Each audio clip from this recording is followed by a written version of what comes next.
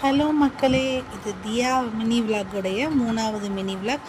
இன்றைக்கி நம்ம சட்டுன்னு செய்யக்கூடிய ஈஸியாக செய்யக்கூடிய வெண்பூசணி குழம்பு தான் செய்ய போகிறோம். எப்படி செய்யலாம் அப்படிங்கிறத பார்க்கலாம் வாங்க.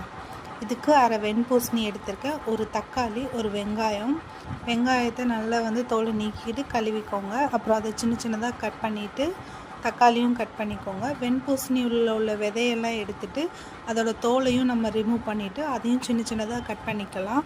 இப்போ ஒரு குக்கரில் கொஞ்சமாக ஆயில் ஊற்றிக்கோங்க. 1 டீஸ்பூன் கடுகு, 1 டீஸ்பூன் சீரகம் போட்டுட்டு நம்ம கட் பண்ணி வச்சுருந்த காய்கறியெல்லாம் போட்டுட்டு அது கூட 2 டீஸ்பூன் சிறுபருப்பு நான் ஊற வச்சுருந்தேன், அதையும் அதில் போட்டுட்டு கொஞ்சமாக 1 டீஸ்பூன் மல்லித்தூள், 1 டீஸ்பூன் மிளகாய்த்தூள், அரை டீஸ்பூன் மஞ்சள் தூள், தேவையான அளவு உப்பு போட்டுட்டு 2 டம்ளர் தண்ணி ஊற்றி அதை 3 விசில் வச்சுக்கலாம்.